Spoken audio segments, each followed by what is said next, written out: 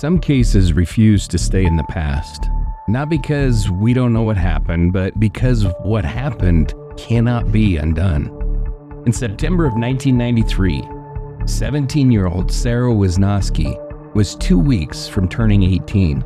She was a freshman at Old Dominion University. New campus, new friends, new freedom. The kind of beginning that feels like the first real chapter of adulthood. And then she was gone. By the next day, she would be found dead in Norfolk's Lafayette River, and very quickly, the story of Sara Wisnosky stopped being a missing student story and became something else entirely. A homicide investigation that narrowed fast, a prosecution that moved with confidence, and a capital case that ended with an execution. But here's the part that keeps this case alive, even decades later. It isn't that people argue about whether Sara was murdered, because they don't. It isn't that her death was somehow ambiguous, because it wasn't. The controversy lives in what the case became after the fact, how it's been used as a reference point in death penalty debate, in legal scholarship, and in the specific question of what happens when the stakes are irreversible. And later, the courts acknowledged that the defense didn't do what it was supposed to do. That tension is hard to sit with, and it's why this case still has gravity. Now, we are going to be responsible here. At some point in this series, we have to confront the question people ask in contested capital cases. Did he do it? And we will, fully, carefully, and without pretending the question doesn't exist. But I'm also going to be clear about where I stand as we enter this story. Derek Barnaby was convicted. He was sentenced to death. He was executed. And based on what is known and what was presented, I believe that he killed Sara Wisnosky. And I don't want this framed like a routine relationship violence episode. This isn't a story about a couple falling into a pattern. This isn't a story about mutual volatility. This is a story about predation, about a 27-year-old man who embedded himself into a student world, constructed credibility where he didn't earn it, and used that credibility to gain access. Sara was 17, a freshman, new to the pace of campus life, still learning which instincts to trust and which social signals to take at face value. Barnaby wasn't new to anything. He was older, more practiced, and, according to the people who encountered him, extremely effective at being whoever he needed to be in the moment. That's what I want you listening for from the start, because one of the most disturbing realities of cases like this is how easy it can be for a person to pass, not as a stranger, not as a threat, but as someone who looks close enough to belong. A few conversations, a party, a nickname, a confident story about who you are, claim to membership that you didn't earn, a circle of people who see you repeatedly and start assuming you've been vetted by someone else. That's how legitimacy gets built in real time, especially in early 1990s campus culture. And it matters here because Sara didn't meet a masked intruder in a parking lot. She met someone who positioned himself inside the social bloodstream of a university, inside the spaces where trust gets handed out quickly, simply because everyone is young and everyone is trying to belong. And then there's the other layer, Virginia in the early 1990s. This was a state with a fast-moving capital punishment system. Death sentences were not rare. Appeals were tight. Post-conviction relief was difficult. And the margin of error, culturally and legally, was treated like something the system could manage because the system believed it was getting it right. That belief matters because it shapes momentum. When investigators feel that they have early clarity, the investigation accelerates. Leads don't get ignored out of malice. They get ignored because the case stops needing them. The story tightens, a focus narrows. The early hour that passes makes the original direction feel more confirmed, even before the evidence has been tested in the courtroom. That's not corruption, that's human systems under pressure. And this case is also tied to another kind of momentum, the rise of forensic certainty. In the early 1990s, juries were being introduced to forensic techniques that carried out an aura of finality. The language in court often didn't sound like probability, it sounded like proof. Prosecutors leaned on that confidence, jurors observed it, and defense attorneys sometimes were not equipped to challenge it with the force and the clarity that the Constitution demands. This is where Sara Wisnosky becomes more than a single case file, because years later, in reviewing Barnaby's conviction, courts and legal observers would point to serious deficiencies in his defense. Not minor mistakes, critical failures. Failures that, in many people's minds, should mean something different when the punishment is death. And yet, the conviction stood, the sentence stood, and the execution happened. So you end up with a case that holds two realities at once. A young woman was murdered, and the system that punished the man convicted of killing her later faced credible criticism about whether the adversarial process did its job at the level it was supposed to, especially in a capital trial.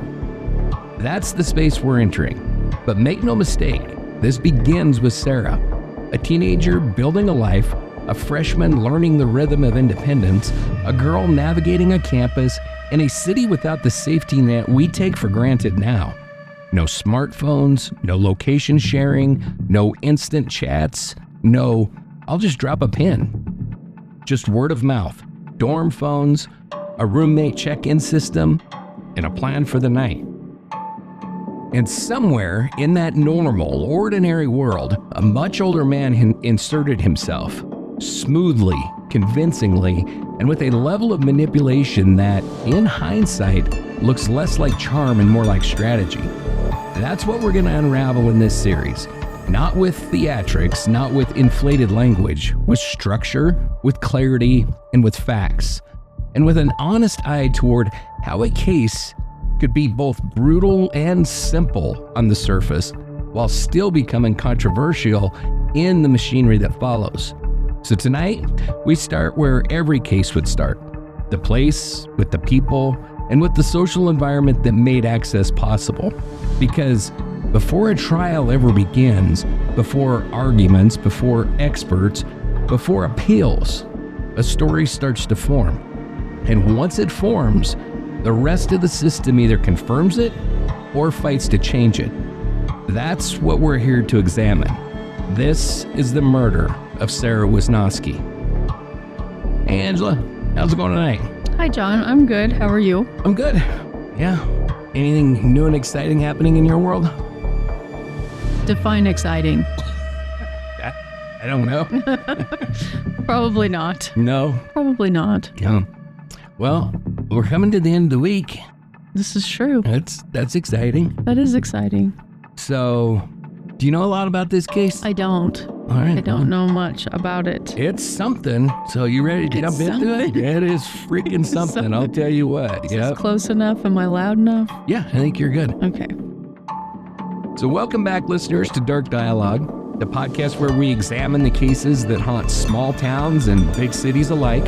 I'm your host, John. And I'm your co-host, Angela, and together we step into the darker corners of human behavior, where familiarity, access, and trust collide with violence. And the truth isn't always what it first appears to be. Each episode, we take a careful, evidence-driven look at cases that refuse to fade, not to sensationalize them, but to understand them. Because behind every headline is a real person, and behind every investigation are questions that deserve honest answers. These are stories about people whose voices were taken from them, and about the systems, decisions, and evidence that shape what the world is told afterwards. This is part one of our investigation into the murder of Sara Wisnosky. Sara was a 17-year-old freshman at Old Dominion University who was last known to be with someone that she trusted, and who was later found murdered in Norfolk, Virginia. In this first part, we're going to focus on who Sara was, the world she was navigating, and the sequence of events that placed her in harm's way. This episode isn't about shock value, it's about context, how proximity matters, how timelines begin to form, and how early assumptions can shape everything that follows. Understanding those first steps is essential before the forensic evidence ever enters the picture. So before we dive in, take a moment to support the show in the simplest way possible. If you're listening or watching right now, please like, share, subscribe, and leave a review. Hit that follow button, give a thumbs up, ring the bell, whatever your platform allows. Those small actions really do matter, and they help this work reach more people and make sure stories like Sarah's don't quietly disappear. This episode includes discussions of sexual violence, homicide, and the death of a minor. Please take care of yourselves while listening. All right, so let's begin. Angela, you have some location information to tell us about, don't you? I do, and it looks like a lot. It's a bit. Yeah, he's given me some stuff to say. So, before we get any further into this case, we need to talk about where this story begins. And like I always say, when we talk about location, we're talking about more than just a pin on the map. We're talking about the kind of place it is, how it grew, and what daily life looked like at the time.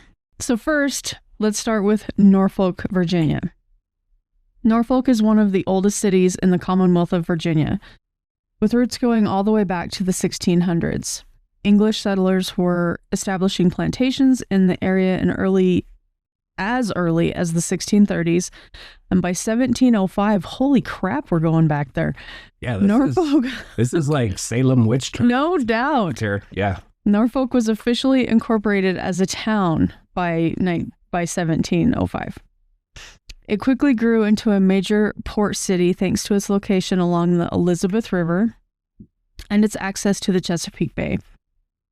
Over the centuries, Norfolk became a hub for shipbuilding, trade, and later military operations. By the time you get to the 20th century, the city is firmly tied to the U.S. Navy and Naval Station Norfolk, eventually becoming the largest naval base in the world. Now, I always like to look at the census numbers because they tell us a lot about how places change over time. In 1790, dang, that was a long time ago. Yeah. Norfolk reported just under 3,000 residents. And, I mean, think about how freaking big that is for 1790. For 1790, that's why I'm blown away. I saw 3,000. I was like, what? In 1790? Yeah, I mean, we're a itty bitty baby country at that point, Yeah. you know? Just tiny. I don't even think, not going to say it. Anyway, by 1900, that number had grown to about 46,000. Then came the major population boom tied to World War II and post-war expansion. By 1960, Norfolk hit its peak population at just over 305,000 people. After that, like a lot of American cities, it started to shrink a bit as suburbs expanded. By the 1990 census, which is the closest one to our case, Norfolk had a reported population of about 261,000 residents. They shrunk a tiny bit. A little bit. So this is not a small town. It's not rural. It's a full-scale city with long-established neighborhoods, commercial corridors, military housing, waterfront industry, and everything that comes with that. Norfolk has also produced more than a few notable names. Music fans might recognize Timbaland, nice, who grew up in the area. Sports fans might recognize NBA player Joe Smith, and the region as a whole has a deep cultural footprint that goes well beyond what people sometimes assume they hear when they hear Navy Town. Now let's zoom in just a bit, because this case doesn't just take place in Norfolk. It takes place inside Norfolk. Apparently there's a difference. Let's find out. There's a difference. That's where Old Dominion University comes in. Old Dominion University, or ODU, started in 1930 as a small extension campus of the College of William and Mary. It was originally created to offer teacher training and engineering courses to local residents during the Great Depression. At the time, it served about 200 students and operated out of a former elementary school. Over the next few decades, it grew steadily. In 1962, it became independent as Old Dominion College, and in 1969, it officially became Old Dominion University. By the early 1990s, by the late 1900s, by the early 1990s, when Sara Wisnosky arrived on campus, ODU enrolled roughly 16,500 students. That number had been climbing throughout the 70s and 80s, and the school was transitioning from a largely commuter campus into a more residential university. This is important because ODU was not a closed or isolated campus. It sits directly along Hampton Boulevard, woven into the surrounding city. Dorms, academic buildings, residential streets, apartments, bars, and off-campus houses all exist side by side. Students didn't, quote, leave campus in a dramatic way. They just kept walking. For someone arriving as a freshman in the early 1990s, that environment could feel exciting, independent, grown up, and very normal. ODU's student body has always included a wide mix of people: traditional students, commuters, military-affiliated students, older students returning to school. Seeing people in their 20s on or around campus was not unusual at all. That blending is part of what defined the campus at the time. Now, as far as crime goes, and I promise I'll keep this brief, Norfolk in the early 1990s was experiencing the same national crime trends as many U.S. cities. Violent crime rates were higher than they are today, but ODU itself functioned like most mid-sized urban universities of that era. Crime reporting systems were different. Campus alerts didn't exist the way they do now. Safety conversations were far less formalized. Students relied heavily on routine, familiarity, and social networks to navigate their world. And that's the backdrop here. This wasn't a campus cut off from the city, and it wasn't a city unaware of its students. It was a place where the two overlapped constantly, in housing, in social spaces, and in everyday life. For a 17-year-old freshman, that environment likely felt like opportunity more than risk. And nothing about that feeling would have seemed unusual at the time. So when we talk about what happened next, it's important to remember this case didn't begin in a shadowy corner of a dangerous place. It began in ordinary spaces, in a city and a campus that thousands of students moved through every day without incident. And with that foundation in mind, I'll hand it back to John to talk about the person who brought us here, Sara Wisnosky. Thank you, Angela. You're very welcome.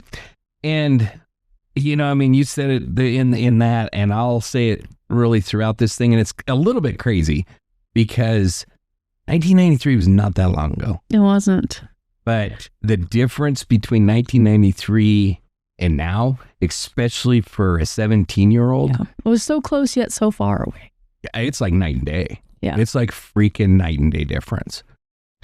So before we talk about college, relationships, or the night Sara Wisnosky was killed, we need to talk about what we actually know about her life before she ever arrived in Norfolk. And just as importantly, we need to talk about what we don't know. Sara's full name was Sara Jean Wisnosky. She was born in 1975 and grew up in Lynchburg, Virginia, where her family lived and where she is buried today. Public records identify her parents as Carl J. and Patricia Antis Wisnosky. Beyond that, the documentary record becomes very quiet. That silence isn't an oversight in research. It's a feature of this case.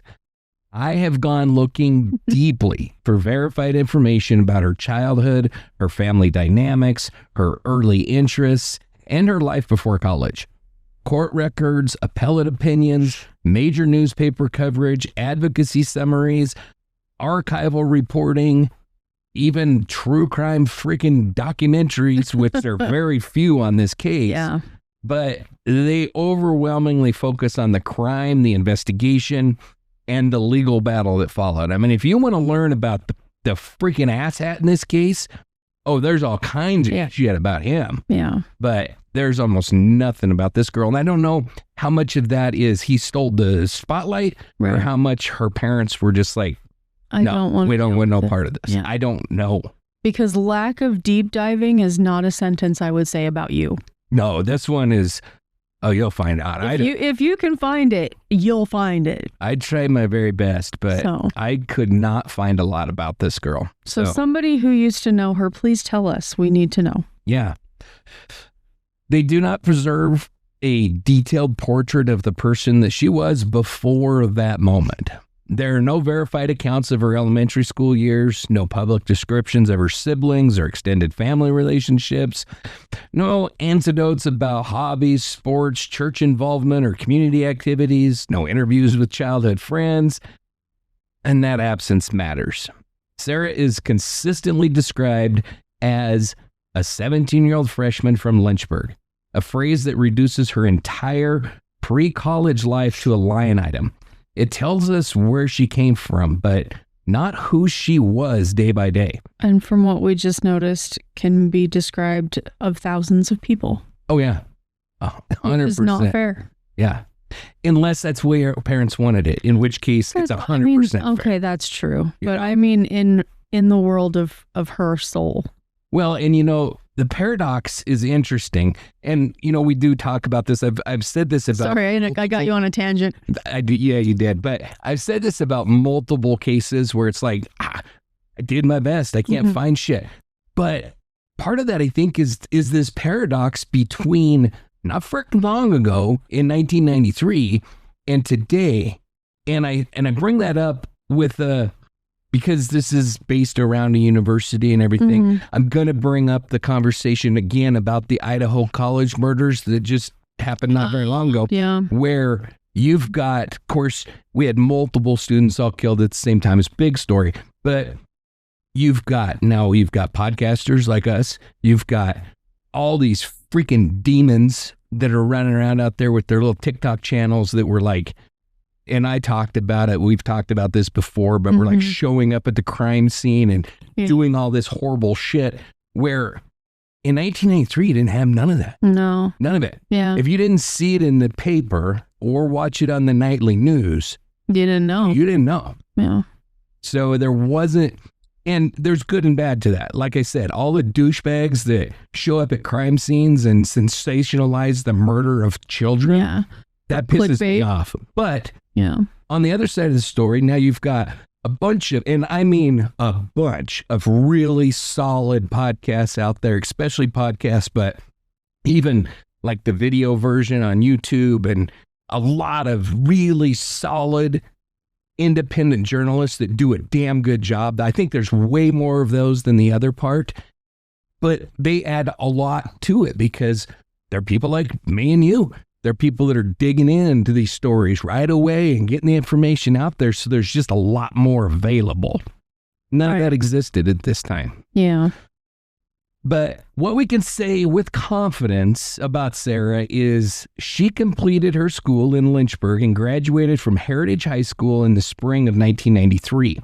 A class ring engraved with her initials, SJW, was recovered with her body and cited in official materials as confirmation of her identity and her recent high school graduation.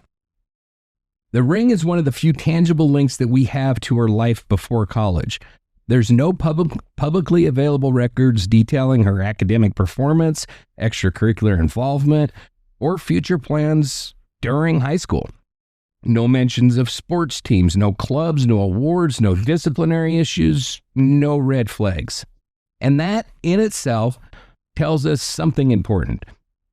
In most cases, where a young person's background becomes a part of a criminal narrative, the record is filled with labels. Troubled, rebellious, difficult, reckless. None of that appears here. Sara's pre-college life is not framed as chaotic or unstable in any source. Instead, it is largely unremarkable in the truest sense of the word. She appears to have lived a normal teenage life in Lynchburg, completed high school on schedule, and prepared to leave home for college in the fall.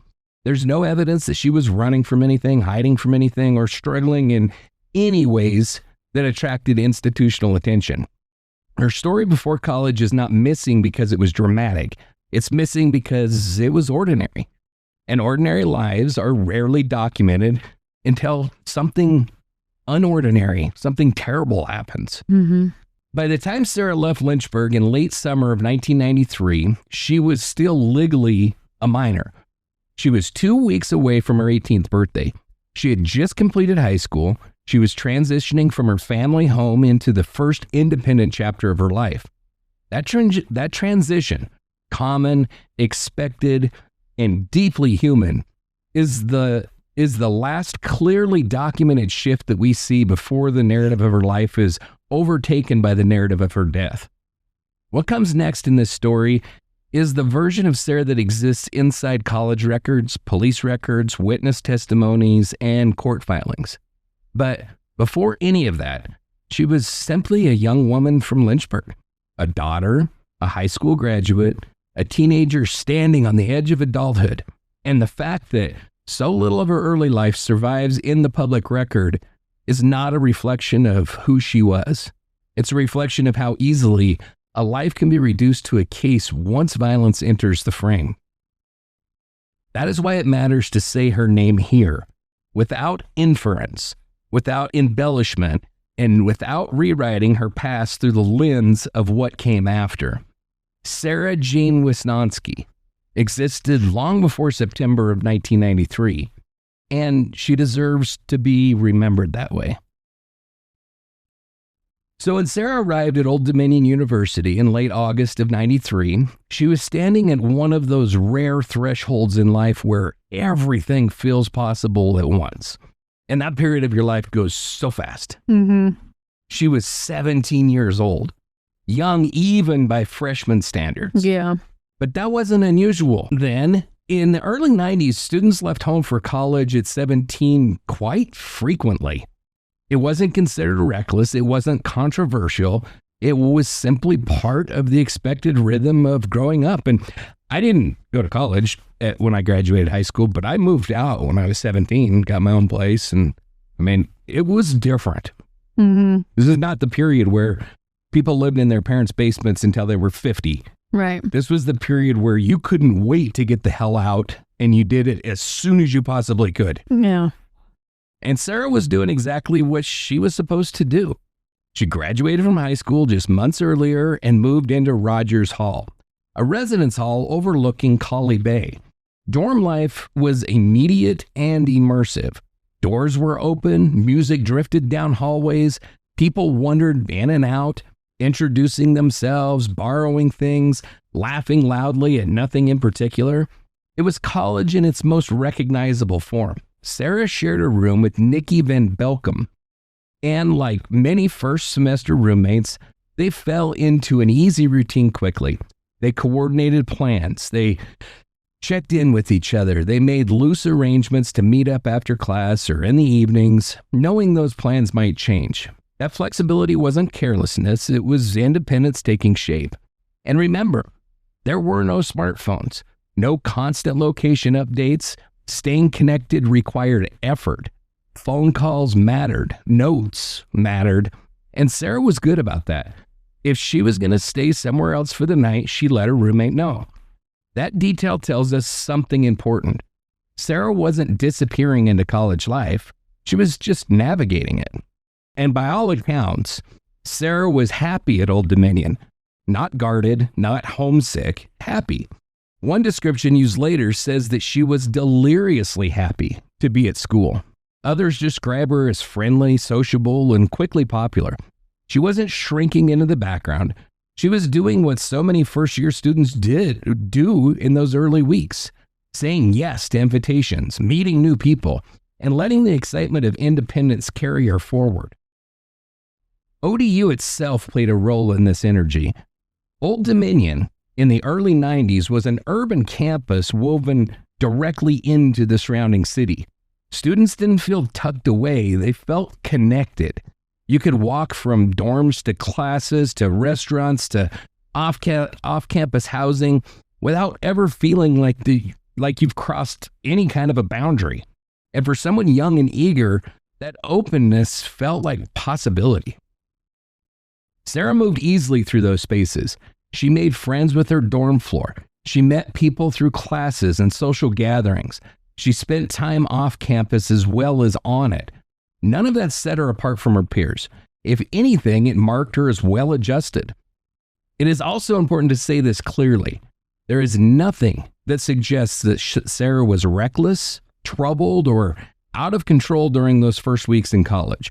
No reports of any disciplinary issues, no warnings, no sense that anyone around her believed that she was in danger or spiraling or anything. She was a freshman doing freshman things, figuring out who she was when no one else was watching. And while it's true that 17 is young, youth alone is not a flaw. It doesn't imply poor judgment. It doesn't mean her parents failed her. It doesn't mean she didn't belong there. In 93, college was understood as a place where you learned how to navigate adulthood, not something you waited to do once you were fully equipped. Sara arrived at ODU at exactly the right moment in her life.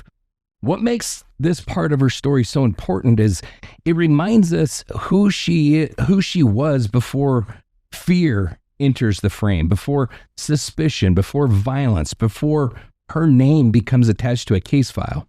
She was excited. She was social. She was building a life that had just begun to open.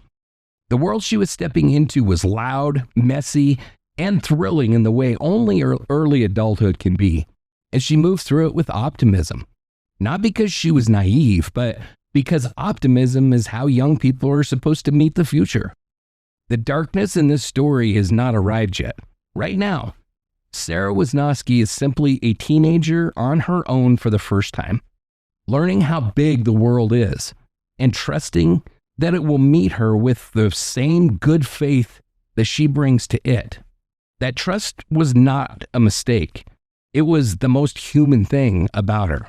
Now, in the first weeks of college, social worlds form quickly.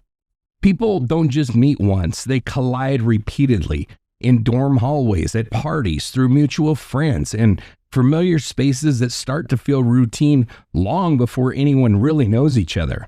That's how Sara Wisnosky met Derek Barnaby. Although she didn't know that, because Derek introduced himself to her and everyone else at ODU as Serafino Barbie, or Surf, because he's a dumbass. Though, Oh, but he's so cool, don't you know? I hate this guy so freaking much. I know, I can see it, but Surf, come on. Yeah, what a freaking douchebag. Sorry if your name's Surf. If your parents gave you that name, that's one thing. If you gave it to yourself, you're a douchebag. Throughout this story, I might refer to him by either name, and I want to clear up any confusion because it's the same guy. Or you might just call him Asshat. We know. Probably. We understand that. I'm going to call him Asshat. We understand that. But no matter how I refer to him, it's all the same guy. And as we're going to discover, his name was not the only thing that he lied about. There's no single documented first meeting, no fixed moment where paths clearly crossed. Instead, the record suggests something more ordinary and more typical of early college life. Sara met Derek, or Surf, through the social current around Old Dominion's fraternity scene. I can't take that seriously. Surf? Yeah. Yeah. He was already there, present at off-campus gatherings, embedded in fraternity-adjacent spaces, and moving easily among students who assumed that he belonged. He was confident, talkative, comfortable in those rooms in a way that made his presence feel natural rather than questioned. And that mattered. Because in environments like this, belonging is often established by repetition. If someone shows up often enough, if they're recognized, greeted, waved in, then legitimacy quietly follows. People stop asking who you are and start assuming that you've already been vetted by someone else. And Surf understood that dynamic well. He introduced himself with ease. He talked big. He told stories that placed him squarely inside the fraternity world. Stories about his past, his experience, his connections. And to many students, especially the younger ones, he came across as someone who'd already figured college out. To Sara, newly arrived and still learning the landscape, that confidence likely read as familiarity. Their relationship moved fast, not in a dramatic way. And I just got to say this, like, I get, if a 17-year-old goes off to college or something like that, and she falls for a 19-year-old, maybe even a 20-year-old or something. Mm-hmm. And, on the technical side, that's like a statutory rape situation if they engage in sex or something, but it's completely freaking normal. And they could have even been dating for years at that age gap. He's 27. Yeah, that's... Mm-hmm. He is freaking this is pedophilia. Yeah. In that instance. Yeah. Anyway. I don't like this guy. Couldn't tell. Yeah.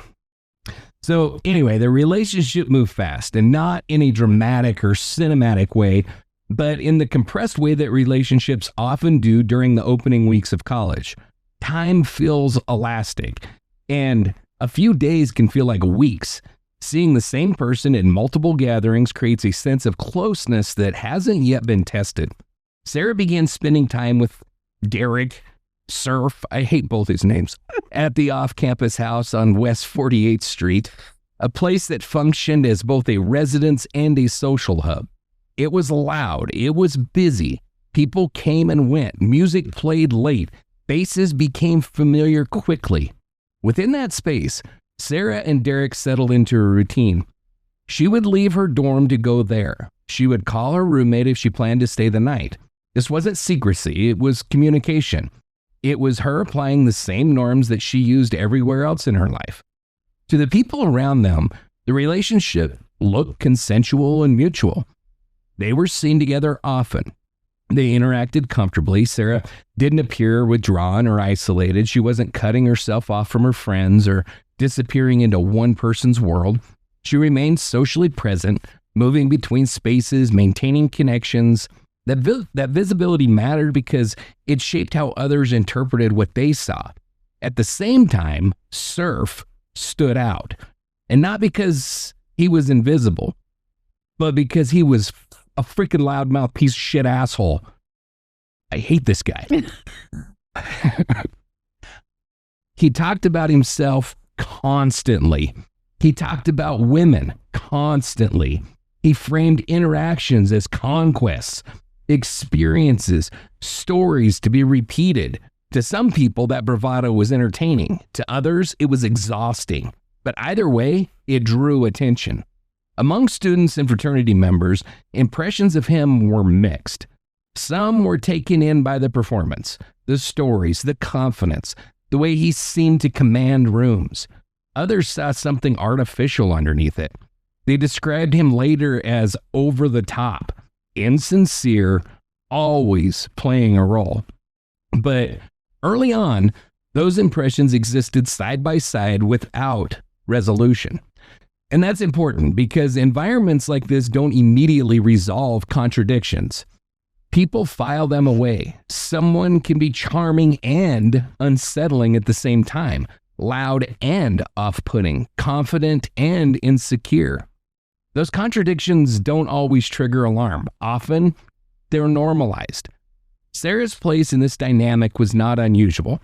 She was younger than most people around her, but she wasn't treated as fragile. She was welcomed, included, she laughed, she participated, she appeared comfortable navigating the social scene that she'd entered.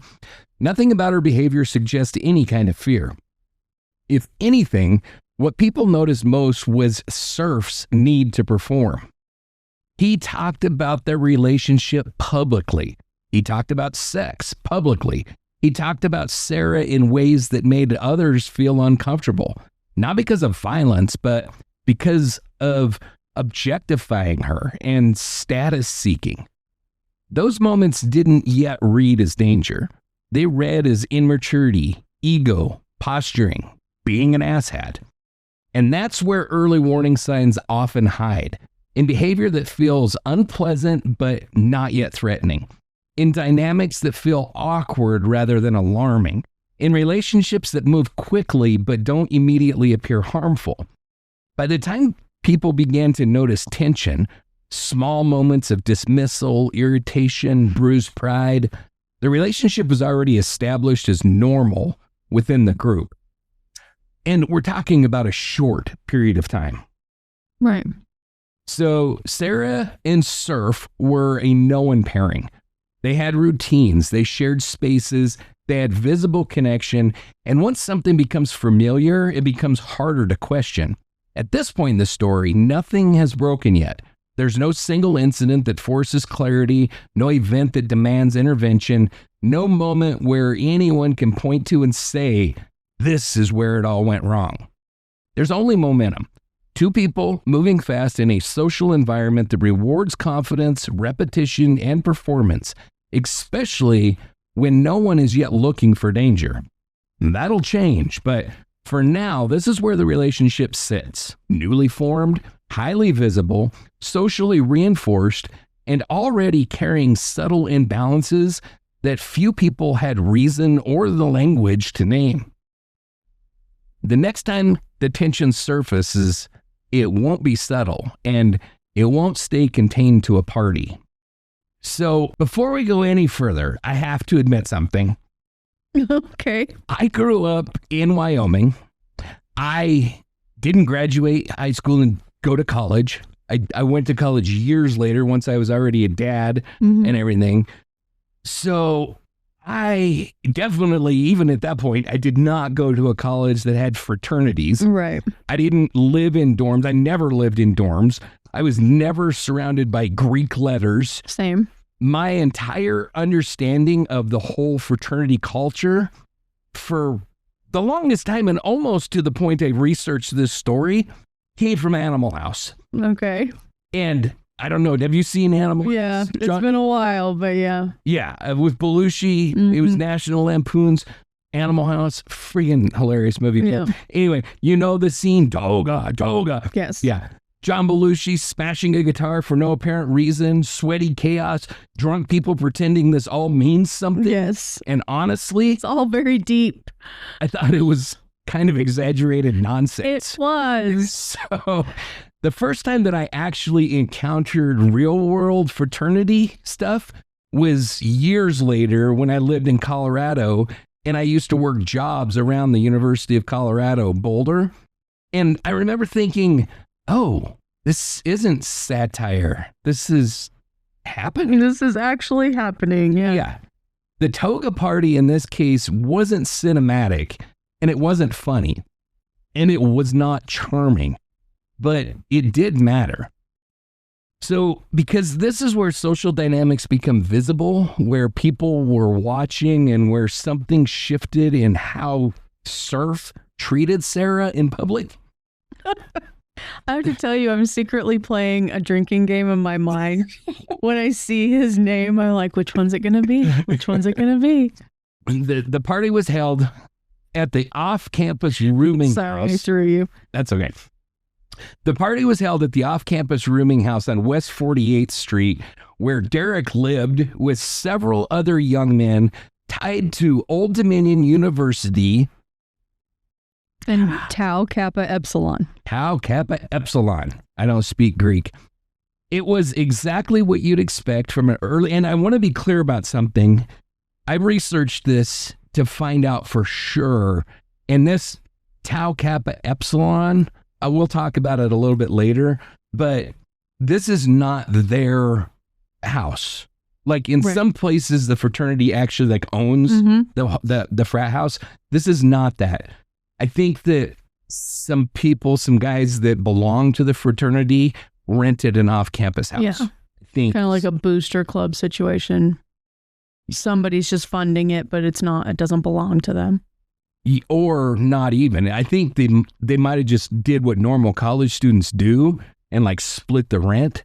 Oh. But they all belong to the fraternity. That Okay. type of thing. So they built, quotes, a frat house Right. themselves. Okay. Yeah, essentially, which that does happen, you know. And even if there is a frat house, it usually doesn't house the entire fraternity all in it.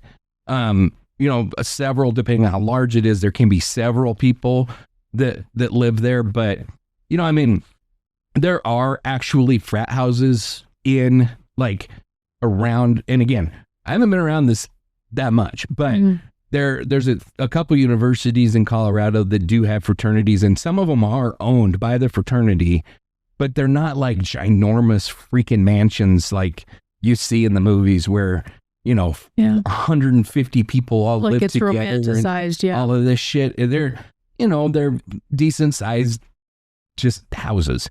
Right. So it's not like the entire fraternity lived there anyway, but I do want to be clear that the fraternity did not own this place. But it was exactly what you'd expect from an early 90s frat adjacent party. Alcohol, loud music, crowded rooms, people spilling onto the porch, and very little, if any, structure or supervision. Sara attended the party with her roommate, Nikki Van Belkom. Early in the evening, the two of them moved through the house together, talking to people, circulating, doing what college freshmen do when they're still getting their bearings in a new social world. As the night went on, Sara became intoxicated. Witnesses later described her behavior as loud and disruptive, what one account called obnoxious. That word matters because it gets weaponized later. But taken in context, it describes a drunk teenager at a crowded college party, nothing more. And I will say that I drank a lot in high school, and high schoolers are just obnoxious. And I realize she's not a high schooler, but she's that age. It's the transition. You don't suddenly stop being obnoxious because you've graduated high school. No. And the other thing is, and again, I couldn't find anything about her beforehand, but I have a suspicion that she was probably a really good kid. And I don't know that she had a lot of experience drinking and partying. Yeah. And a lot of the time, those very first experiences being drunk are very obnoxious. An asshat than after, you know what I mean? And so I kind of suspect this is her first kind of experience partying and all that kind of stuff. So she probably was loud and living it up, trying to figure it out. But at some point, Nikki decided that she'd had enough and she wanted to leave. Sara refused to go with her. That decision, staying behind at the party, wasn't unusual, and it didn't raise alarms. It didn't feel dangerous at the time. Sara had been spending time at this house. She knew people there. Surf lived there. And so this all felt familiar. But what changed that night wasn't Sarah's behavior. It was Surf's. Multiple witnesses describe him as actively avoiding Sara during the party, not drifting away, not distracted, actively shunning her. He didn't stay near her. He didn't check on her. He didn't act like someone who'd invited a much younger girlfriend to a chaotic, alcohol-heavy environment. Instead, he told others that he was trying to hook up with someone else, and he made that explicit. At one point, Surf instructed a frat member, Thomas Walton, to keep Sara away from him. The words he used were not subtle. Quote, "Keep that bitch away from me," end quote. That statement wasn't private. It wasn't said in the heat of an argument between the two of them. It was said to a third party in front of others as a way of managing the situation. Public rejection, public degradation. And that matters because this wasn't a quiet relationship dispute. This was status management in a social arena. So while Derek was inside the house trying to pursue other women, Sara ended up outside on the front porch with Walton and another student, Daniel Paul Wilson. They talked, and at some point they asked her directly about Surf, what she actually thought of him, how serious things were. Sara's response was simple, quote, "He's all right, but I've had better." That wasn't a speech. It wasn't dramatic. It was the kind of offhand comment people make when they're drunk, disappointed, and talking honestly in a casual setting. And it might not have even been honest. Yeah. You know, I mean, we don't know anything about their sexual history, and I'm not even going there because it doesn't matter. But there's a very real possibility that if the two were sexually involved. To what degree, we'll find out, comes up later. But if they were, it's very possible that she had lost her virginity to this douchebag. So, saying he's all right, but I've had better doesn't necessarily mean that she's sexually experienced. Yeah. It means he's treated me like absolute garbage tonight, so I'm going to cut him as deep as I know how to. Exactly. After knowing this piece of shit for like a month or whatever. Exactly. It's not like they have years of relationship history she can draw from and say, oh yeah, well, your dad's a drunk. Some shit like that, I mean, it's just, she didn't know anything about this guy, really. Right. Anyway. It was, the comment was not intended to travel outside of the three of them sitting on the porch. But I'm assuming it did. It did. So later that night, as the party wound down, Walton helped Sara to Derek's bedroom. Around 5 o'clock in the morning, Great. He left her asleep in Derek's bed. There's no record of a confrontation at that moment, no argument, no visible conflict when Sara later woke up and returned to her dorm that morning. On the surface, the night ended quietly. But what happened at that party wasn't about noise or intoxication or frat theatrics. It was about humiliation. It was about a public dismissal, followed by a private assessment that didn't flatter the image of that Surf had been projecting. And while nothing criminal happened that night, the social damage had already been done, because in spaces like this, where reputation is currency, how you are seen can matter more than what actually happened.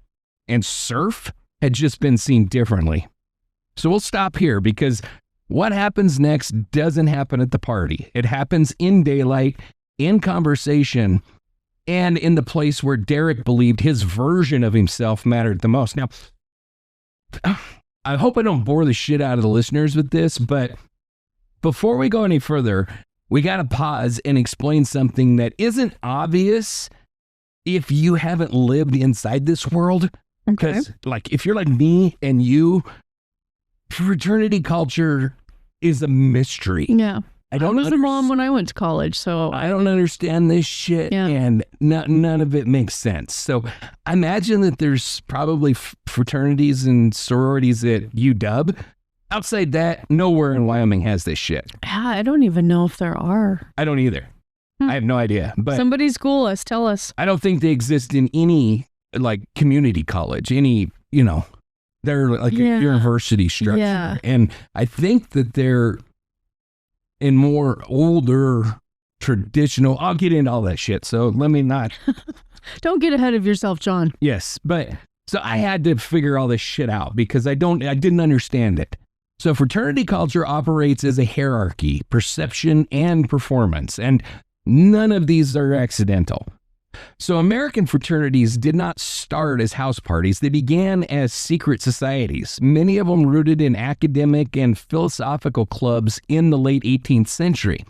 Some of the earliest emerged at schools like the College of William and Mary, which later gave rise to institutions like Old Dominion, like you told us about.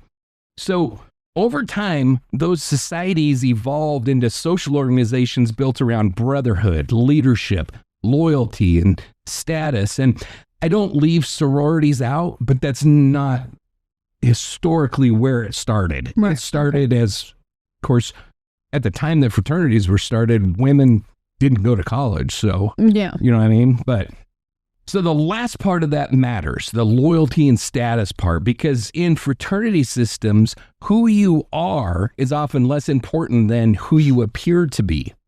Most fraternities operate through a layered internal structure. There are formal spaces where legitimacy is reinforced and informal spaces where reputation is built and tested. So those spaces serve different purposes. Formal fraternity settings, official gatherings, sanctioned meetings, organized functions are where hierarchy is publicly affirmed. Who belongs, who matters, who carries influence. These are not casual environments. They are places where image becomes currency. And what happens there carries weight. And then there's informal spaces. parties, off-campus houses, social hangouts, and those are where narratives are performed, stories are told, personas are constructed. People test how far their version of themselves will be accepted. And when those two worlds overlap, things can shift very quickly, because if a carefully maintained image is challenged in a setting that counts, the damage isn't private, it's reputational. In these systems, reputation is not abstract. It determines access, credibility, and standing. It affects whether someone is trusted, deferred to, or dismissed. And once that reputation is punctured, repairing it becomes urgent, especially for someone whose identity inside the group is built almost entirely on performance. So that's why slights that might seem trivial to an outsider, sarcasm, embarrassment, laughter, can land very differently inside a hierarchy like this.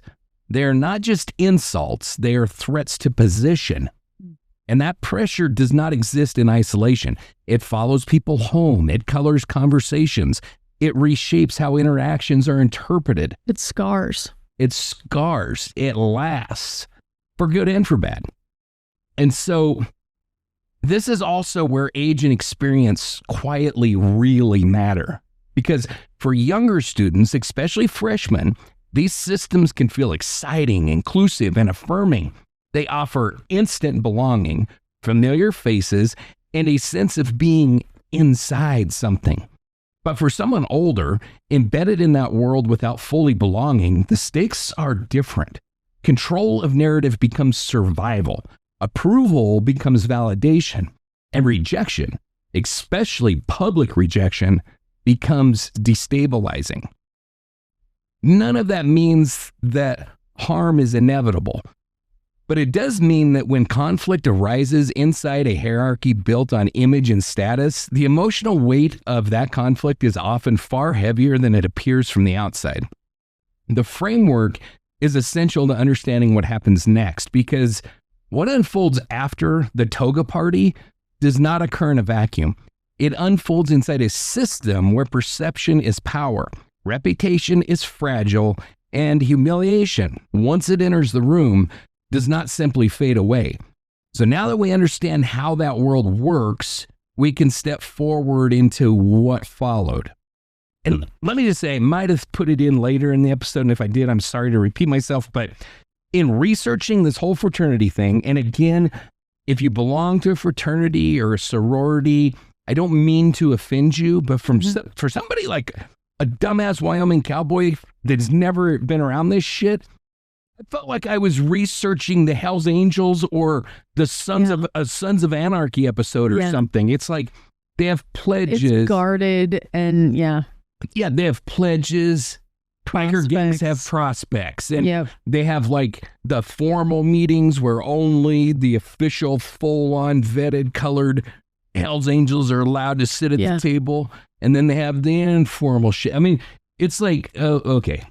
That's all I could think. It's all I could picture is all these asshats with Surf, King asshat, sitting right at the head of the freaking Sons of Anarchy table with the Reaper carved in it. That's disclaimer, he's not saying all frat boys are asshats.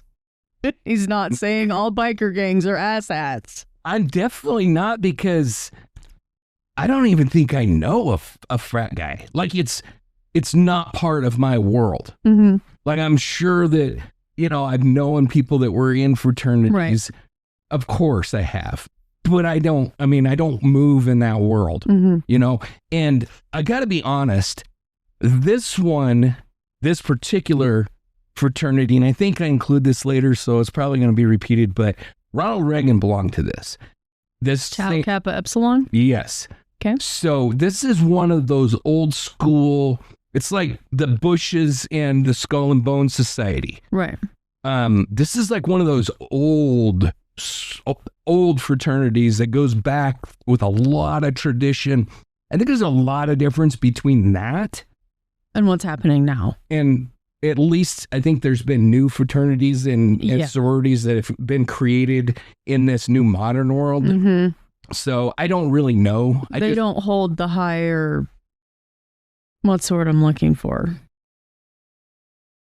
Traditions that matter as much. Right. Like, I don't know if that's the word I'm looking for, but it's the only thing that came to mind. well, what I do know is I don't know how much this applies to fraternities, but I think it really applies to both. The secret societies like Skull and Bones, which is a real thing, and these early traditional fraternities, it was really like who you were. Yeah. Because your dad was a Tau epilepsy. Tau Kappa Epsilon. That one. Yeah. He was one of those. Epilepsy. And so you better be one of those. And it was like a given because you were going to go to the same college that your dad went to. Yeah. And if you didn't pledge into it, you were in trouble. We were probably out of the family. Yeah. But if you did, you're going to be president of the United States. I mean, and I don't say that without some backing. It's like the Skull and Bones shit, and I don't know how fraternities compare, but like the Skull and Bones shit, if you get into that, you're going to be made into something, whatever you want out of life. President, the owner of some huge corporation. Yep. It's happened over and over again. So anyway. So what happened next didn't take place at a party. There was no music, no chaos, no alcohol-soaked blur. This was daylight. This was conversation, and this was the space where Surf believed that, I should say, what was this dumbass's full name? Surfabino? No. Surfa, some Italian-sounding made-up name. Serafino Barnaby believed that he had control. So the gathering took place the day after the toga party in what was I think most likely a formal Tau Kappa Epsilon chapter meeting. Good job. Thank you. You're welcome. But it functioned the same way socially. So he was with fraternity associated friends, maybe drinking beer, talking, posturing, I don't know. But this was his arena. So according to testimony, the conversation revolved almost entirely around sex. Who had done what, and who had been with whom, and who had status, and Surf was leading it. Witnesses describe him as bragging openly about his sex life, presenting himself as so experienced, dominant, desirable. He talked the way someone talks when they believe the room is buying what they're selling. And this is important because this asshat had spent weeks carefully constructing a version of himself inside that social circle. Confident, connected, successful with women, someone worth listening to. And it matters a lot. So when Thomas Walton spoke up, Walton had been on the porch with Sarah the night before, and he had heard what she said. And in the context of this conversation, where Surf was inflating his sexual resume, Walton repeated, quote, "He's all right, but I've had better." That single sentence detonated the room. The reaction was immediate. The other men laughed. They teased Surf. They turned his own storytelling against him. In an instant, I can hear it now. Oh, yeah. The narrative flipped.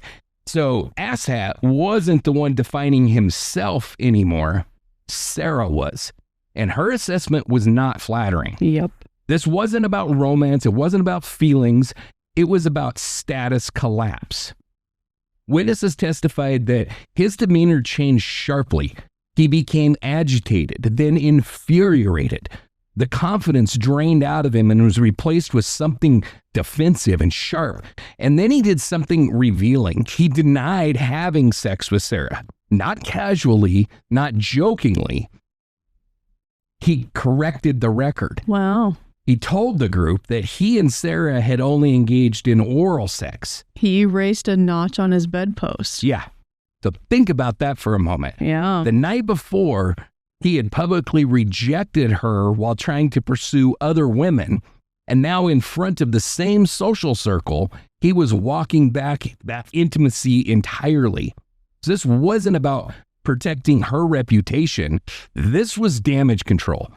If Sara hadn't really been with him, then her opinion didn't matter. Yep. If the relationship could be minimized, then the insult could be neutralized. This is how fragile identities behave when they're threatened. He wasn't reacting like someone embarrassed. He was reacting like someone whose entire self-image depended on the approval of that room. And that's the key distinction. Most people experience rejection and move on. Some people feel humiliated and withdraw. Others become angry.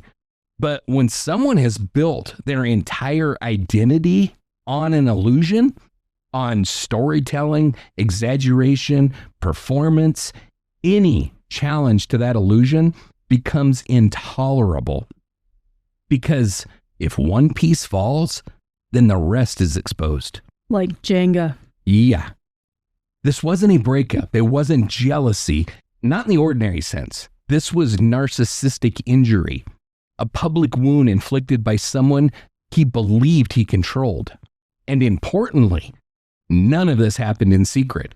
The laughter, the teasing, the anger, all of it was witnessed. All of it was remembered. And all of it became part of the record. At this point, nothing illegal has happened, but something has definitely changed. Those are the types of things that in drunken instances, that's the only thing that's remembered. Yeah, but is the tarnishing.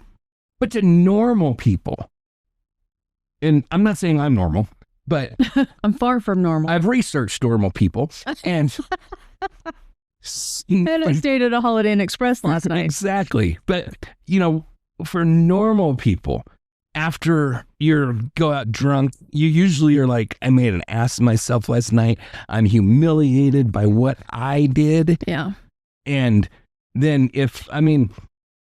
and, you know, maybe something is said by a drunk and you're insulted by it or whatever. But, you know, for normal people, and I've been in these situations many times in my life where, you know, somebody's been like, man, I'm sorry, I was a dick last night. Yeah. And you're like, yeah, you were. You know, I probably don't want to hang out with you when you're drinking again, or never drink tequila around me again, or whatever. But it's done. It's gone. Yeah. This asshat, I mean, you're going to find out it is so much bigger than you can even imagine. But his whole identity is based around this. I can have sex with any girl on campus, and I'm the king of the fraternity, and I'm the most important human in this whole fraternity. Mm-hmm. And so this was like world ending to him. Right. The image that he'd been cultivating had cracked in front of the very people that he was trying to impress. And for someone living inside a house of cards, that kind of crack isn't small. It's existential. So next, we're going to move back into the timeline, away from words and into actions, because after this gathering, Surf didn't withdraw. He didn't recalibrate. He doubled down. And the consequences of that would be irreversible. So before we move into the night that Sara was killed, we need to slow the timeline down just a little bit, because cases like this rarely hinge on any single or explosive moment. They turn on what happens in the spaces that we can't document. So here's what the record gives us and where it falls silent.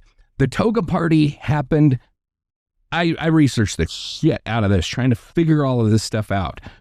I believe that the toga party happened on a Saturday night. Okay. Because typical official fraternity meetings are held on Sunday. And from what I understood, a lot Is that why they call it church? Well, probably. Okay. And from what I can understand, a lot of the reason for that is because at those, they go over the conquests of the weekend partying from Friday and Saturday night. So I feel pretty confident. I know that the party happened the weekend before. And in researching how this fraternity shit works, it sounds like they usually have their formal meeting on Sunday. So ipso facto, I think the toga party happened on Saturday night, which in 1993, I think was the 19th of September. And then that's when I want to look that up now just to see if you're right.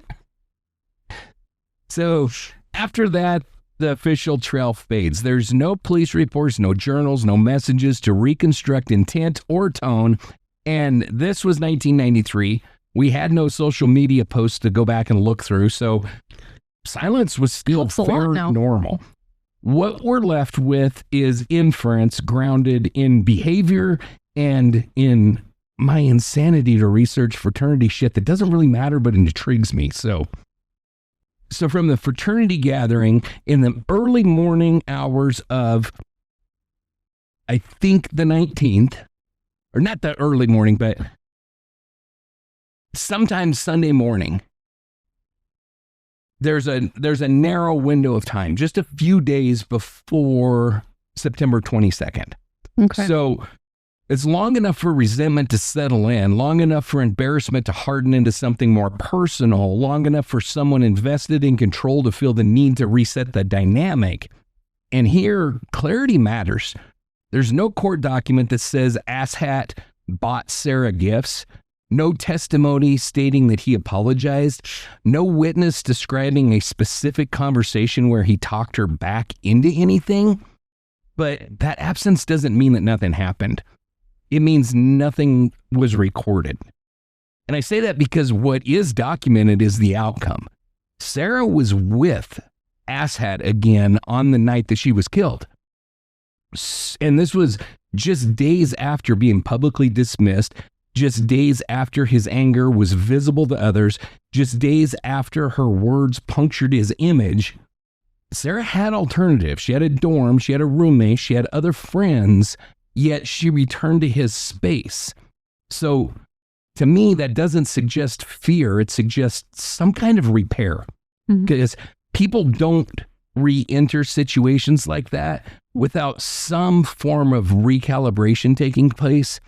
Sometimes it's an apology, sometimes it's reassurance, sometimes it's simply a shift in tone, a reframing of what happened as a misunderstanding rather than a warning. And there's no doubt that this piece of shit was unbelievably manipulative and very, very good at it. So this would not be difficult for him to accomplish at all. Right. And this is where age and experience matter, not as blame, but as reality. Sara was 17. She was new to independence, new to adult relationships for sure, but probably relatively new to relationships in general. New to the idea that charm and cruelty can coexist in the same person. And Surf had already learned how to recover ground when it was lost. Nothing in the record suggests that Sara believed she was in any kind of danger. Nothing suggests that she felt threatened. And that is exactly how manipulation works. It doesn't feel like coercion. It feels like resolution. From everything that we can reasonably infer, the days between the formal fraternity gathering and the night of the murder were a period where proximity was restored, tension was softened, and normalcy was represented. Not through force, through persuasion. That doesn't make Sara careless, it makes her human. Giving someone another chance, especially when they apologize, minimize, or reframe, is one of the most common decisions that people make. Especially young people, especially in unfamiliar environments, especially when the surrounding social world keeps reinforcing familiarity, especially when this slights occurred when the other person was drinking. It's like I said, a normal response is to say, I get it, you were drunk, you were being an ass, whatever, now you're saying you're sorry. Yeah. So by the time Sara agreed to come over again, whatever warning signs existed had already been quieted. Not erased, muted. And that's why this window matters, because Sara did not walk into danger knowingly. She walked back into what had been made to feel normal again.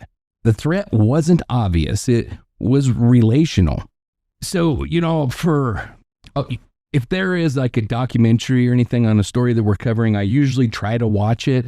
And there is one on this case. It is on the series, I think it's Your Worst Nightmare. It's covered on a series, Your Worst Nightmare. And in that, they definitely display that he gave her like a teddy bear and, apologized and all this. There's nothing I could find in the record to support that. I think that likely they made the same inference that I did, and they just put it in there. Right. But something happened, because you don't go from being treated that way to going right back over to stay with him unless some conversation has occurred. Right. So September 21st, 1993, it does not stand out in the record because of anything dramatic. It stands out because of how little it tells us. By every available indication, it was likely an ordinary weekday for college students in late September. Classes, studying, wandering campus, killing time between obligations, and I think it was a Tuesday. It was either a Tuesday or a Wednesday. It's always a Tuesday. Always a Tuesday. So it's the kind of day that blurs together when you're 18, or in Sarah's case, still 17, and learning how to live on your own. There's no schedule preserved for Sarah that day, no class list, no notes about where she ate lunch, no witness describing her mood or plans earlier in the afternoon. What we know begins later. Sarah was seen by her roommate, Nikki Van Belkom, at Rogers Hall sometime that afternoon. They made plans to meet up again later in the day, and that meeting never happened. At some point that evening, Sarah called Nikki and said that she would be staying the night with Surf at the West 48th Street house. The call matters, not because it was unusual, but because it wasn't. It fit her already established pattern. When Sarah stayed off campus, she called. That behavior reflects normal accountability, not secrecy.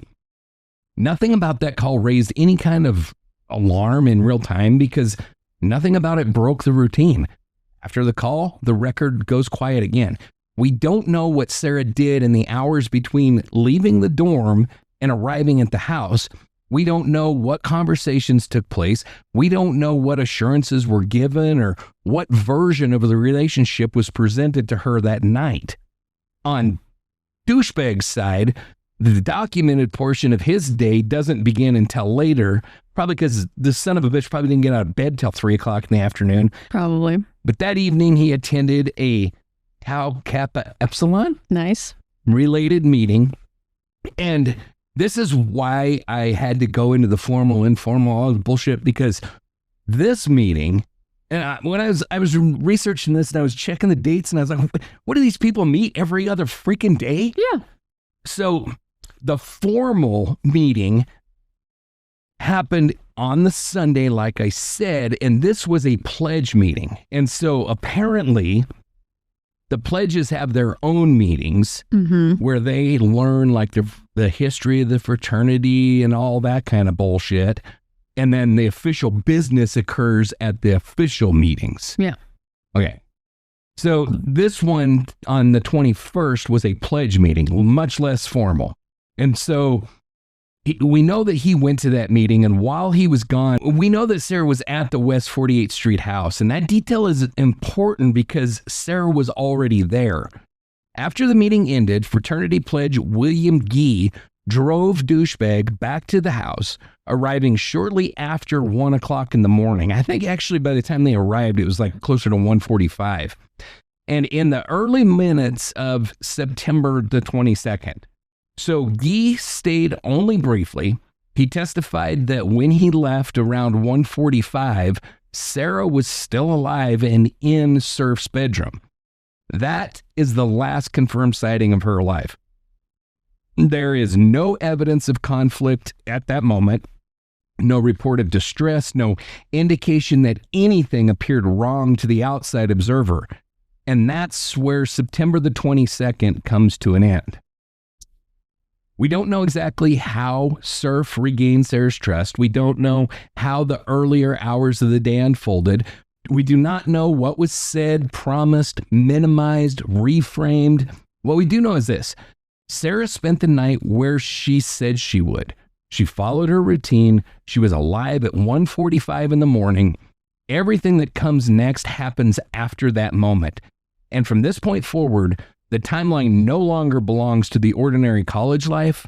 It belongs to the crime. So, again, 1:45 a.m. on September 22nd, just barely September 22nd, Sara Wisnosky was alive. And that matters because everything that follows unfolds in a narrow window, measured not in days, but in minutes and hours, instead inside a shared house where other people were present, awake, and paying attention. What happened next was not silent. It was loud, erratic, and increasingly difficult to explain away. And before I go into this, keep in mind, there's a whole shit ton of people that say this guy is innocent and he did not murder Sara. Okay. Okay. However, are they all his followers? Probably. Okay. Just before 2 o'clock in the morning, Surf returned to the West 48th Street house after being driven home from a fraternity pledge meeting by William Gee. Sara was there inside his room. Gee left at 1:45. She was still alive at that time. So shortly after 2 o'clock, one of Barnaby's housemates, Michael Christopher Bain, was woken up by music blasting from Derek's room directly below him. Not just music, very loud music. The song was identified later as Head Like a Hole by Nine Inch Nails. Bain stomped on the floor to signal that the volume needed to come down. Instead, it got louder. Bain and another housemate, David Worth, went downstairs and pounded on Dipshit's door for several minutes. There was no answer. The door was locked. Then the situation shifted. Sometime between 2 o'clock and 2:30, douchebag suddenly burst into the room of another housemate, Troy. How the frick do you say that name? Troy Manglikmont? Troy. Let's just call him Troy. Yeah, Troy. His tone was described as strong and forceful. He demanded that Troy move his car because it was blocking Surf's vehicle in the driveway. When Troy hesitated, Surf tried to take the keys himself. He couldn't get the car started. Troy eventually moved it. What followed was not calm.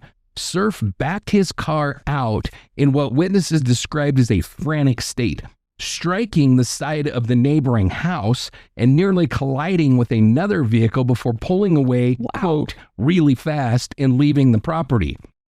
Around 2:30 a.m., another housemate, Justin Dewall, returned home and began searching for his dog, which he couldn't find.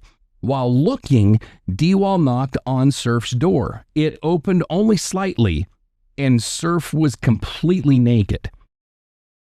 Dewall described him as wide-eyed, open-mouthed, expressionless, appearing unable to focus or respond normally. No explanation was offered. The door closed. So just so we're clear on the time frame, she was alive at 1:45. Yeah. He is standing in his room naked without her there at 2:30. Yeah. So in 45 minutes, she's gone. He backed out, hit a house, hit a car. But he didn't do it. Yeah, that's important. It's going to become more important in the next episode, but it's important to explain my position on this case because I'm not sorry the son of a bitch is dead. All right, so I've said that. So by morning time, by like human morning time, Surf, not college morning time, like normal human morning time, Surf was back at approximately 7:30 in the morning. David Worth left for the day and found Surf asleep on the living room couch. When asked why he wasn't in his room, Surf only said it was, quote, a long effed up story, end quote. As Worth walked to That sounds innocent. Yeah. As Worth walked to his truck, he noticed a single leather shoe near the back of Derek's car. Not understanding its significance, he tossed it onto the back porch. It was later identified as Sara's shoe. The matching shoe was still inside Surf's room. Later that morning, around 9:30, Derek called fraternity pledge Eric Scott Anderson and asked him to bring over a blanket because, quote, he was cold. When Anderson arrived, he noticed something else. Surf's waterbed had no sheets. That was unusual. As the day continued, and that's especially unusual for a waterbed. Waterbed, because they're not comfortable to sleep on without sheets. No, they're not a whole lot of comfortable to sleep on with sheets. No, they freaking suck ass. Without sheets, you stick to the damn things. And obviously, I've slept on a waterbed without sheets, and I slept on a waterbed right after you like fill the son of a bitch up, and you haven't given it 6 weeks to heat up, and so you literally freeze your ass off all night long. Yeah. I hate waterbeds. Yeah. Anyway, so as the day continued, Surf's behavior did not stabilize. In the early afternoon, DeWall's girlfriend saw him carrying a duffel bag and a surfboard out of his bedroom. At approximately 2:45 in the afternoon, he offered a ride to another pledge, Richard Payton. Before leaving, he handed Payton the surfboard and asked him to store it in his room because he was, quote, tired of carrying it around. Inside the car, Payton noticed a really bad smell coming from the back seat. Surf said that it was his laundry, pointing to a large closed duffel bag behind them, and then began talking rapidly, erratically, babbling in a way that Payton later described as an attempt to distract him from the odor. During this period, Surf also asked multiple frat members for money. In the early evening, around 5:30 or 6, Surf called Eric Anderson again, and this time he asked a strange question.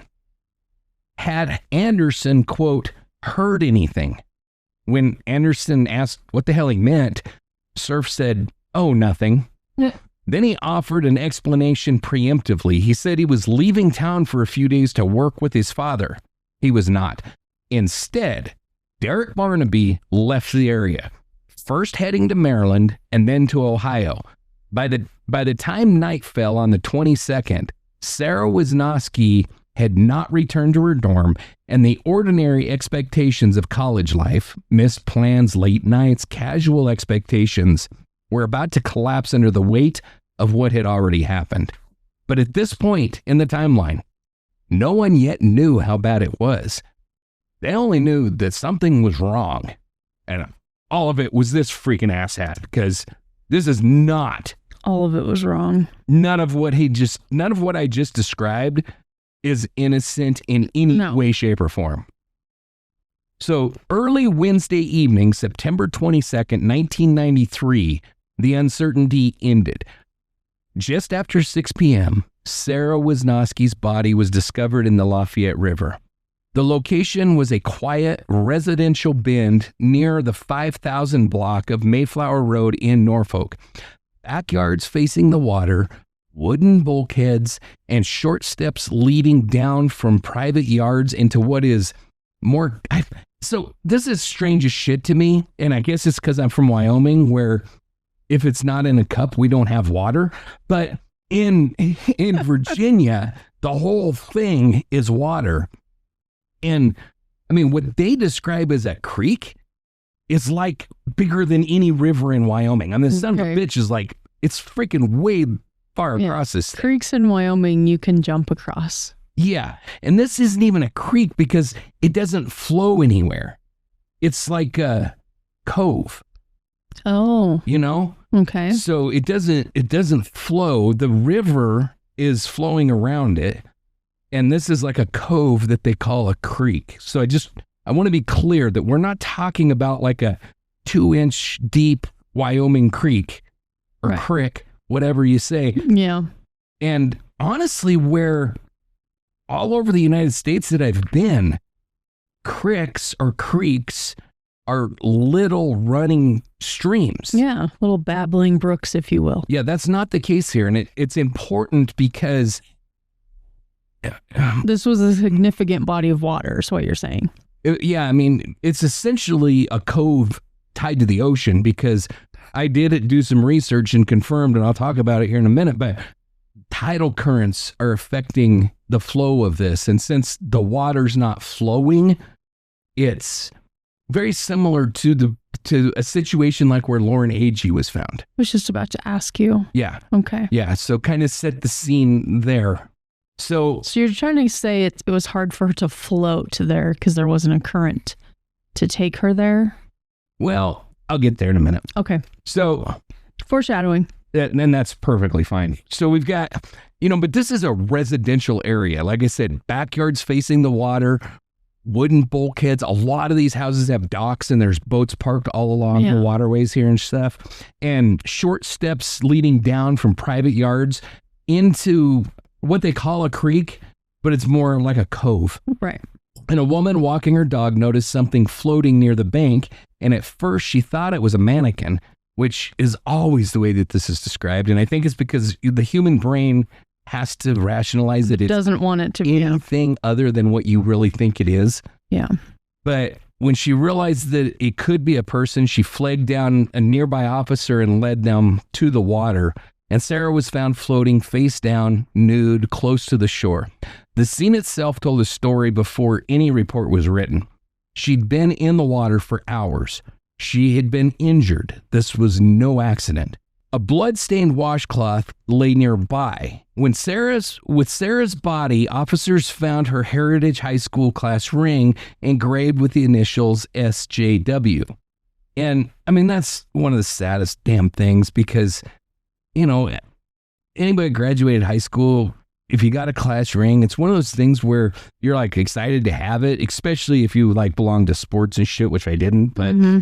And you wear it, and maybe it's different for guys than girls, but, and it's not something that you wear for years and years and years. It just really makes it sink in just how young this kid was because she was still wearing her class ring, Yeah.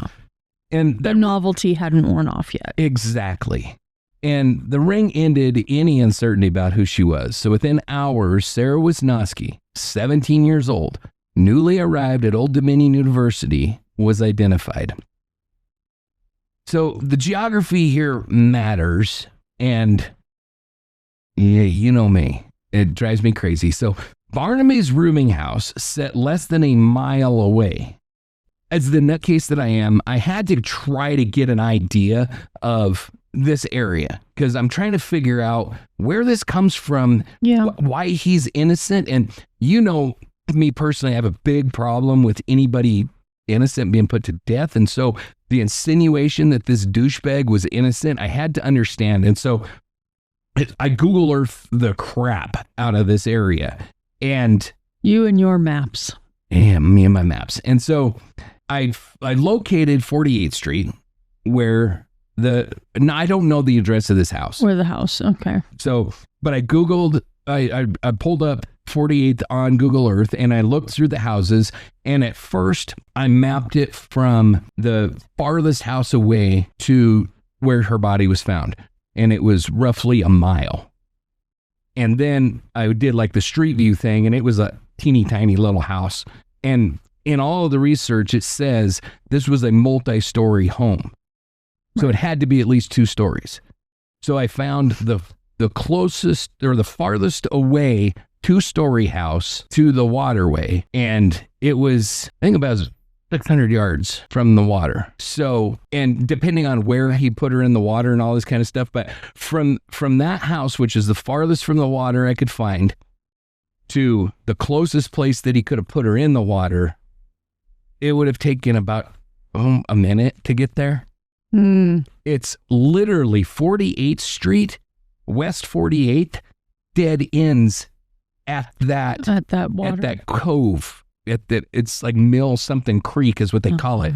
It dead ends at it. So you literally could run right down to the end of the street, toss her into the water. Be back in naked in 45 minutes. Easily. It's a 2-minute drive maximum. And he was not driving slow. So not if he's tearing up the neighborhood. It's 600 yards. Yeah. I mean, I think that it said you'd walk it in, I think it said like 5 minutes to walk it. It's a couple blocks. So I just found that important to the whole he's innocent story. So, and it's also important to know, as you alluded to before, that this section of Lafayette River is tidal. It's not fast moving. And on the day that Sara was found, I looked up the tidal charts. So the water rose and fell predictably. A body placed in the creek earlier that morning would not need to travel far to end up where she was discovered. And from the place where I think he could have likely put her in the water, she would have floated about 200 yards across the cove, essentially is all it would have taken, is for her to float across the cove. It's also possible that he drove around the cove and then threw her in on the other side of it. Okay. I don't know. And I'm not going to say allegedly, because the son of a bitch was found guilty and executed for this crime. So it's important to note, though, she was not found in some distant place. She was found close to where her life had last been normal, close to where she had trusted someone, close to where the last ordinary decisions of her life were made. And that is where this story must pause, because before there were courtrooms and verdicts, before theories and arguments and legal language, there was a 17-year-old girl whose life ended in silence along a neighborhood riverbank. She was not reckless. She was not naive. She was not asking for anything. She was young, excited, learning how to be an adult in a world that did not protect her. The danger she encountered did not announce itself. It didn't look like a threat. It looked like familiarity. And by the time the water carried her into view, it was already too late. So that is where we end today. Not with answers, not with expectations, but with Sara, remembered as she was before she became evidence. A daughter, a student, a 17-year-old standing at the beginning of her life. And that is the part that must never be forgotten. By the end of September 22nd, 93, the story changed, whether anyone was ready for it or not. What had begun as a missing freshman became something undeniable, something irreversible. Up until that point, there were still explanations that people could reach for. Missed plans, late nights, a college student choosing not to come home. But once Sara Wisnosky was found in the Lafayette River, those explanations no longer held. This was not confusion or miscommunication. This was not someone who'd wandered off. This was violence. And it stood in stark contrast to everything that had come before it. Just days earlier, she'd been living an ordinary college life, moving between her dorm, her friends, and a social world that felt familiar enough to trust. She made plans. She changed them. She checked in. She assumed she would wake up the next morning and continue becoming who she was meant to be. The person responsible for her death did not announce himself as a threat. He did not appear as dangerous. He existed inside her normal. That is the hardest truth to sit with, because stories like this do not hinge on obvious warning signs or dramatic turning points. They hinge on proximity, access, and trust. On the moments where nothing seems wrong until everything is.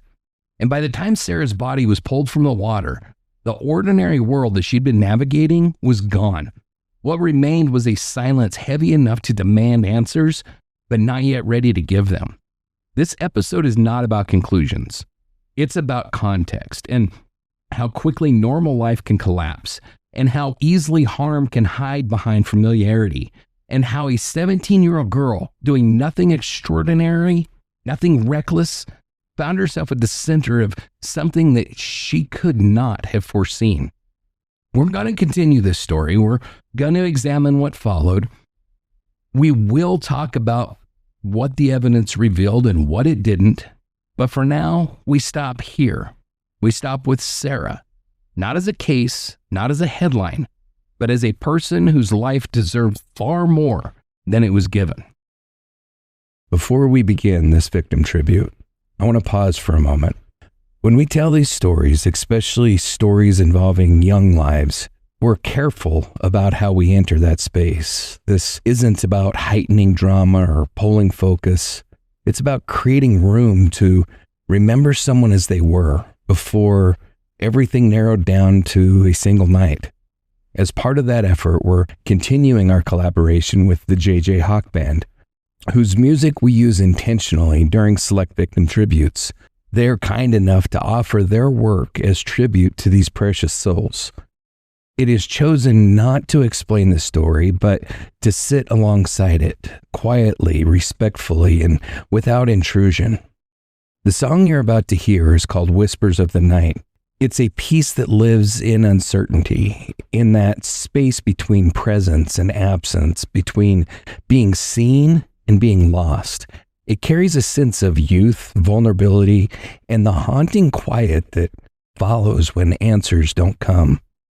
As this music plays beneath the tribute, we ask you to listen gently, not just to what happened, but to who Sara was, a young woman still becoming herself, still imagining what came next.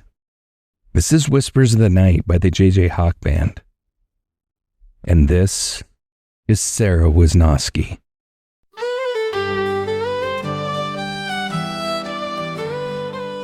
Before Sara Wisnosky became a case, she was in the middle of becoming a person. She was 17 years old, newly independent, newly on her own, and standing in that brief, fragile space between childhood structure and adult freedom. She left Lynchburg for Old Dominion University, not to escape anything, but to begin something.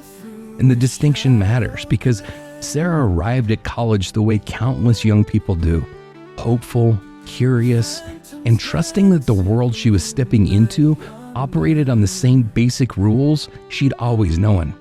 She believed that people were mostly what they appeared to be, that familiarity meant safety, that tomorrow was assumed. She lived in a dorm room that was still settling into routine. She shared space and schedules. She made plans and she adjusted them. She checked in when she stayed out.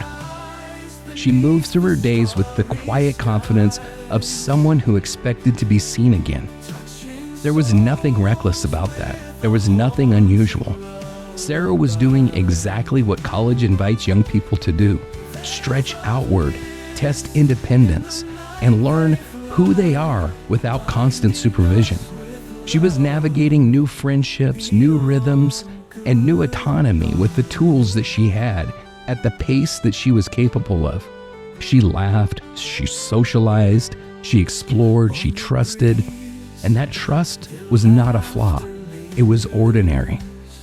When violence enters a story like this, it has a way of distorting perspective.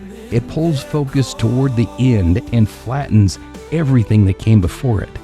A life becomes a moment. A person becomes an outcome.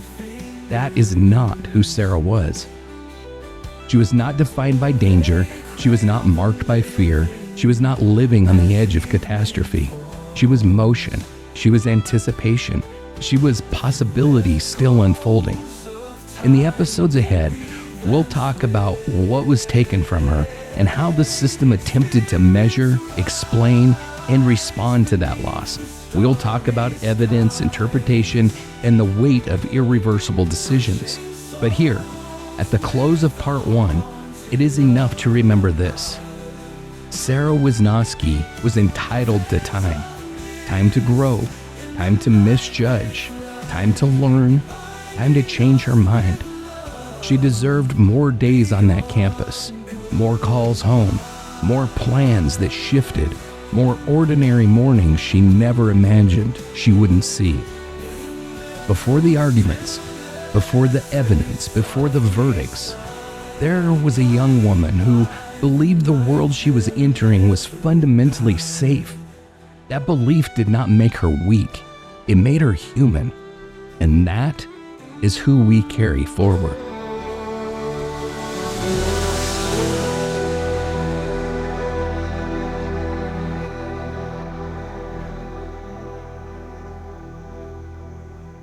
In the stillness, they softly sigh. haunted by the night, they'll never die.